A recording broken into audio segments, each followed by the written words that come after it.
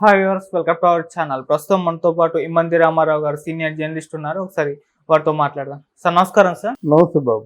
Sir, junior NTR గారు recent గా ఒక టెంపుల్ కి అమౌంట్ ఇచ్చారు అని చెప్పేసి ఒక న్యూస్లు రావడం చూస్తున్నాం. సో వీడియోలు కూడా చాలా మంది ఎన్టీఆర్ గారి ఫ్యాన్స్ షేర్ చేయడం చూస్తున్నాం. ఆ శిలాఫలకం పైన పేర్లు ఉండడం చూసి అసలు ఎక్కడ ఏ టెంపుల్ కి ఇచ్చారు, దీనికి సంబంధించిన వివరాలు సార్.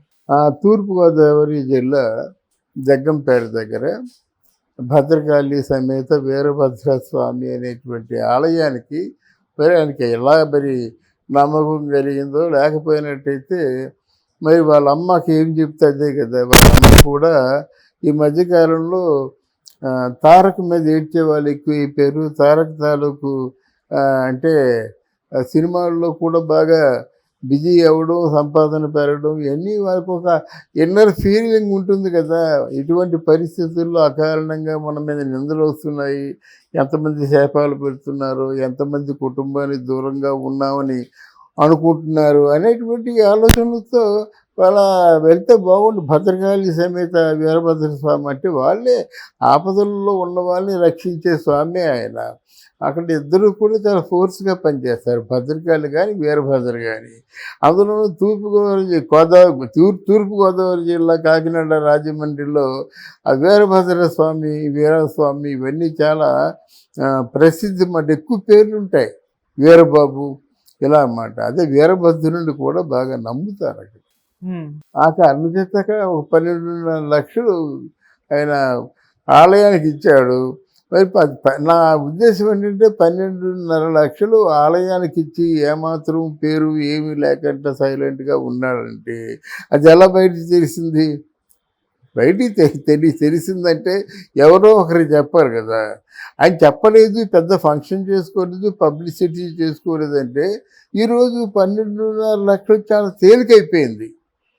ఇప్పుడు ఈ మధ్యకాలంలో పవన్ కళ్యాణ్ విరాళం కానీ, లేకపోతే చిరంజీవి గారి విరాళం కానీ, లేకపోతే ప్రభాస్ అయోధ్య రామ మందిర అంటే మహోత్సవం ప్రారంభ సమయంలో ఇచ్చే విరాళం కానీ కోట్లలో ఉన్నాయి గనక ఈ లక్షల్లో ఉన్న విరాళం బయటికి రాకపోవచ్చు అన్నమాట. అందుకే బయటికి తెలియలేదు.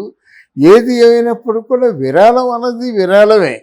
ఇప్పుడు మనం ఇచ్చిన డబ్బు మీద కొంతమంది భక్తులు అంటే అన్నప్రసాదాలు స్వీకరిస్తున్నారంటే, వాళ్ళ ఆకలిని తీరుస్తున్నారంటే ఆ పుణ్యం ఊరికైపోదు. అంటే మనం మంచి చేసినా ఆ పుణ్యం పోదు, చెడ్డ చేసినా ఆ పాపం పోదు. అది మనం ఆలోచించుకోవాలన్నమాట. బట్ తారక చేసింది డెఫినెట్గా ఒక అంటే భక్తుల తాలూకు విశ్వాసాలే కదండి శక్తి. ఇప్పుడు తిరుపతిలో వెళ్ళినట్టయితే ఆ శక్తి పనిచేసే విధానం ఒకలాగా ఉంటుంది. అమీర్పేట జంక్షన్లో గుడి ఉందనుకోండి, అంటే ఒక తిరుపతి ఆలయం లాంటి గుడి ఉందనుకోండి, ఆ గుడికి వెళ్తే మనకేమో ఆ ఫీలింగ్ ఉండదు. తిరుపతిలో ఆ కొండెక్కుతుండగా మీకు ఆ ఫీలింగ్ వేరు, శ్రీశైలంలో కొండెక్కుతుండగా ఫీలింగ్ వేరు. అంటే ఎందుకు చెప్తున్నారంటే అట్లాంటి అట్మాస్ఫియర్ కూడా కలగాలి కదా. ఆ అట్మాస్ఫియర్ వీరభద్ర సమేత అంటే భద్రకాళి సమేత వీరభద్ర స్వామి అంటే అక్కడ ఒళ్ళు గగ్గురు పొడిచేటువంటి మేళతాళాలు, ఊరేగింపులు జరుగుతూ ఉంటాయి అన్నమాట పండుగ సందర్భంగా. ఇవన్నీ ఏమవుతాయంటే ఆ ఆలయం మీద ప్రత్యేకమైన శ్రద్ధ అంటే భక్తులకి కలుగుతుంది. ఆ కలగడం మూలంగా ఆయన ఏదో చిన్న విరాళం ఇవ్వచ్చు.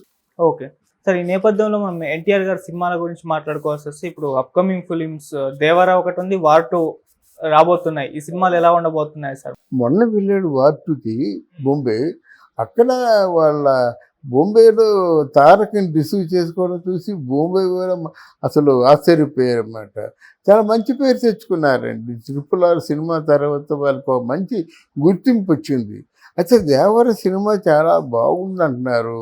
వీళ్ళు కూడా ఒక వ్యాపార మార్గమే కదా, ఆల్మోస్ట్ ఆల్ సినిమా అంతా అయిపోయింది అనుకుంటున్నారు.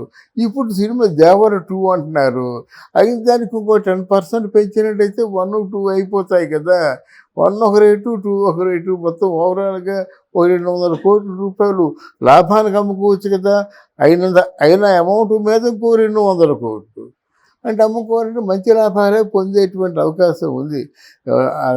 ఇక్కడ వార్ 2లో ఈయన యాక్ట్ చేసినప్పుడు కూడా హిందీ ఫీల్డ్ వీళ్ళని ఫోకస్లో ఉంచుతుంది, వీళ్ళకు పేరు వచ్చేలాగా చూస్తుందని నేనైతే నమ్మను. మన తెలుగు ప్రేక్షకులు చాలా అమాయకులు. కాంతారా నమ్ముతారు, కేజీఎఫ్ అంటే నమ్ముతారు. ఇవన్నీ కోట్లు కోట్లు వాళ్ళకి ఇస్తారు. రజనీకాంత్ సినిమాలు చూస్తారు. ఆ రోజుల్లో కమల్ హాసన్ సినిమాలు కూడా చూసేవారు. ఆ పెద్ద మనసు ఓన్లీ తెలుగు ప్రేక్షకులకే ఉంది. అదే ఇక్కడ ఇంత బిజీ షెడ్యూల్లో వెళ్ళి కేవలం రెమ్యూనరేషన్ కోసం యాక్ట్ చేయడమే కానీ, ఒకవేళ హిందీలో యాక్ట్ చేస్తే మాత్రం తెలుగు ప్రేక్షకులు అడ్డగోలుగా నీ వైపు తిరిగిపోరు అన్నమాట. తెలుగులో మంచి హిట్ ఇవ్వండి, అది బాగుంటుంది కనుక వార్ 2లో యాక్ట్ చేయడం ఆయన తొందరపాటు నిర్ణయమే అనుకుంటున్నాను. ఓకే సార్, అలాగే ఎన్టీఆర్ గారు ప్రశాంత్ నీల్ గారి కాంబినేషన్ లో ఒక సినిమా రావాల్సి అవును, సినిమా టైం పట్టుద్ది అంటారా? ఎందుకంటే దేవర 1 కాకుండా 2 కూడా రావాలి. అదే చెప్తున్నాడు కదా. వీళ్ళు ఏం చేశారంటే 1 చాలా ఎక్కువ, అదే జరిగింది బాహుబలి కూడా. ఆల్మోస్ట్ లెంగ్త్ ఎక్కువైపోయిందండి. వాళ్ళు ఆలోచించుకుంటారు, దీనికి ఒక 10-20% షూట్ అయిపోయినట్టు 1, 2 అయిపోతాయి కదా, 2 బిజినెస్ అవుతాయి కదా. వీళ్ళు రేట్ ఎంత చెప్తారు, ఒక సినిమాకి మినిమం 500 కోట్లు చెప్పారనుకోండి, ఇక్కడే ప్రాఫిట్ మొత్తం 500 కోట్లలోనూ 1, 2 అయిపోతుంది. ఇంకొక అడ్డగోలుగా 500 కోట్లు మిగిలిపోతుంది కదా. అటువంటి వ్యాపార సౌకర్యాలు మాత్రం తప్పకుండా ఫాలో అవుతారు సమర్థులైనటువంటి ప్రొడ్యూసర్లు కనుక. సార్, అనుష్క గారి పెళ్లి గురించి ఎప్పటి నుంచో వార్తలు రావడం చూస్తున్నాం సార్. ఎన్నో పుకార్లు వచ్చాయి, వాళ్ళని చేసుకుంటుంది, వీళ్ళని చేసుకుంటుంది. ఇప్పుడు కూడా ఒక కన్నడ ప్రొడ్యూసర్ తో పెళ్లి ఉంది అనుష్క గారికి అని చెప్పేసి వార్తలు రావడం చూస్తున్నాం సార్. అసలు ఈ వార్తల్లో నిజం ఎంత ఉందంటారు సార్? వార్తల్లో నిజం లేదండి. ఆవిడ చెప్పింది కదా, ఇప్పటికే నాకు 10-12 పెళ్ళిళ్ళు చేస్తారు, ఇంకెన్ని పెళ్ళిళ్ళు చేస్తారని చెప్పేసి. నిజానికి అనుష్క పెళ్లి గురించి రకరకాలుగా అనుకుంటే ఇప్పుడు ఆవిడికి మనసులో ఉండాలి. కానీ రాఘవేంద్రరావు గారు కూడా కొడుక్కి ఇచ్చి పెళ్లి చేస్తే బాగుండు అనుకున్నారు. ఆ మాట అనడం కూడా జరిగింది. అంటే మనకి ఈ పుకార్లన్నీ నిజం కాదు. జనరల్గా ఏదో వాళ్ళకి ఇలాగైతే బాగుండు, వీరిద్దరూ జంటగా ఉంటే బాగుండు అన్నారన్నమాట. ఎవరిద్దరు జంటగా ఉంటే బాగుండు, ప్రభాస్ను అనుష్క జంటగా ఉంటే బాగుండు అన్నారు. నిజంగా అది ఆ తాలూకు దాన్ని ఏమంటారు, ఆ రూమరు నిజమేనేమో అని నమ్మారు మన జనాలు. ఇది నమ్మడానికి కారణం ఏంటంటే, ఆ కృష్ణరాజు గారు చనిపోయినప్పుడు డే అండ్ నైట్ అక్కడే ఉండి ప్రభాస్ గారిని కొంచెం జాగ్రత్తగా చూసుకుందన్నమాట. హెల్త్ డ్యామేజ్ అవ్వకుండా చాలా జాగ్రత్తగా చూసుకుంది. చూసుకున్నంత మాత్రంలో భార్య అయిపోవాలని లేదు. తర్వాత ఒక విధంగా చెప్పాలంటే, కృష్ణరాజు గారు డైరీలో ప్రభాస్కి అనుష్కని పెళ్లి చేసుకోమని చెప్పినట్టుగా ఉంది. ఇంకో వార్త ఏమంటామంటే, నువ్వు అంటే అనుష్కని పెళ్లి చేసుకోవద్దు అని చెప్పినట్టుగా ఉంది. మరి ఇవన్నీ ఈ పుకార్ల లెక్క వస్తాయన్నమాట. మరి ఒక విధంగా మనం కూడా నమ్మడానికి కారణం ఏంటంటే, ప్రభాస్నే ఎక్కువగా నమ్మామన్నమాట. ఎప్పటికైనా ప్రభాసే అనుష్కని పెళ్లి చేసుకుంటాడు అని అనుకున్నాం. అలాగే అసలు బిగినింగ్లో ఎవరు గోపీచంద్ కూడా అనుష్కతో చాలా మంచి గట్టి ఫ్రెండ్షిప్పే ఉంది అని చెప్పాడు. కొంచెం రొమాంటిక్గా కూడా చాలా బాగా యాక్ట్ చేస్తుండేది అన్నమాట. అందరూ ఆశ్చర్యపోయేలాగా యాక్ట్ చేస్తుండేది అన్నమాట గోపీచంద్తోని. ఒక విధంగా గోపీచంద్కి ప్రభాస్కి అంత సన్నిహితమైన సంబంధాలు ఫ్రెండ్షిప్ ఉండడానికి కారణం కూడా అనుష్క అనుకుంటాను. బహుశా వాళ్ళ ముగ్గురు ఫ్రెండ్స్ కావచ్చు.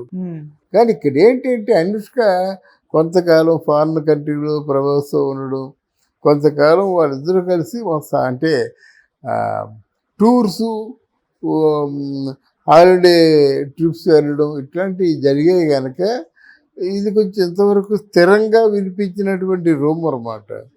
కన్నడంలో ఎవరో 42 ఏళ్ల వయసు వాడిని పెళ్లి చేసుకుంటుందంటే రేపే వస్తుంది.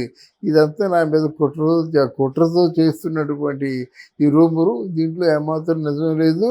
ఇది ఇటువంటి నిజం ఏదైనా ఉంటే నేనే మీతో చెప్తానని చెప్తుంది అన్నమాట. మనం కూడా రేపు వినబోతుంది అదే చెప్తుంది. నాకు ఇంతవరకు అట్లాంటి ఆలోచన లేదు. చేసుకుంటే మీతో చెప్తా కదా, దాపరకు దేనికైనా అంటుంది. ఓకే అది సార్, అంటే మరి ఈ వార్తలు అసలు ఎందుకు పుడుతున్నాయి, ఎలా పుడుతున్నాయి అంటారు సార్? వార్తలు ఇప్పుడు సోషల్ మీడియా చాలా ఉధృతంగా పెరిగిపోయిందండి. ఆ మీడియా సస్టైన్ అవ్వాలంటే ఏదో కొన్ని ఛానల్స్ పేరు చెప్పను, లేని వాటిని చెప్పేస్తారన్నమాట.